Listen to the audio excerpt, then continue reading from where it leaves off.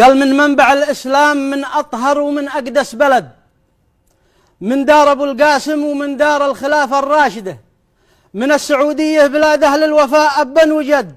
نبعث قصيدة حقها العنوان كلمة واحدة: تسلم يدك تسلم يدك تسلم يدك يا أبو فهد، خلصتنا من فتنة الحوثي وشر القاعدة. الله. تسلم يدك تسلم يدك تسلم يدك يا أبو فهد، خلصتنا من فتنة الحوثي وشر القاعدة. لولاك بعد الله إن ذناب فارس في العند، وإن الخميني بالعمامة يحتفل في الراهدة. لكن بفضل الله ربي جيت يا نجم السعد، أوقدت شعلتنا وحركت المياه الراكدة. أتيتهم بالعاصفة خليتهم ماتوا كمد، ضربتهم يا أبو فهد في الراس ضربة جامدة. بالعاصفة ضاعت خطط عبد الملك وأبو حمد، وضاعت أحلام الخميني في دقيقة واحدة. الله. العاصفة كانت لنا الماء الذي زال الرمد، والطب ذي قص الشريطية وشال الزايدة. أثبت للعالم بأن أنتو دروع وإحنا سند، وإن الأشياء ذي بتجمعنا كثيرة واجدة. المملكة وأهل اليمن روحين حلا في جسد، كالكف والساعد ولا به كف يفصل ساعده. مثل الولد والأب للوالد شكا جاه الولد، وإن أصاب الابن شي ما ينفع إلا والده. مهما علي حاول على زرع الكراهة والحسد، دماءنا وارواحنا وقلوبنا متوحدة.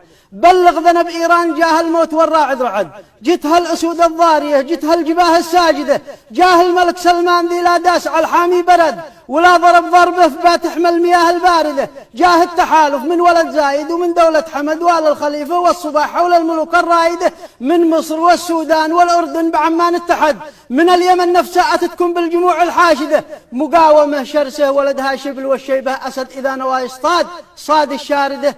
والواردة شباب يحمل بندقه في يد والمصحف بيد، ومن يده تحمل كتاب الله لن تكسر يده. الله. لو ننتهي ونموت، لو ما زد بقي منا أحد، ما تحكمت فينا ميليشيات شلة حاقدة. ما يحكمون أطفال مش حافظ إذا جاء والمسد ما يعرف إلا قال أبي خلدون وأمي خالدة. قايد رسب في صف سادس ما عرف شي حرف مد، بالله عليك ايش تنتظر من شخص هذا قايد؟ حرف ولوث بالعقيدة حقنا والمعتقد، غرر على الأطفال وأصحاب العقول الجامدة. الموت لأمريكا وأمريكا وهو يدا بيد، الموت لإسرائيل وإسرائيل معه بتسانده. تلقاه يسب اليهودة من يوم الاثنين للأحد، لا ما تشوف أعمالهم ونعادها أكثر يهودة. تلقاه يسب اليهودة من يوم الاثنين للأحد، لا ما تشوف أعمالهم ونعادها أكثر يهودة. فكوا لخامنئيل حتى امتد في أرضي ومد، تمددت إيران حتى صابحت متمددة.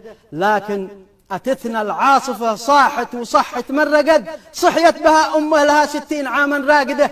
أمام هذا المد الإيراني وقف سلمان سد، من أجل ذلك بنقول اليوم كلمة واحدة: تسلم يدك تسلم يدك تسلم يدك يا أبو فهد، خلصتنا من فتنة الحوثي وشر القاعدة.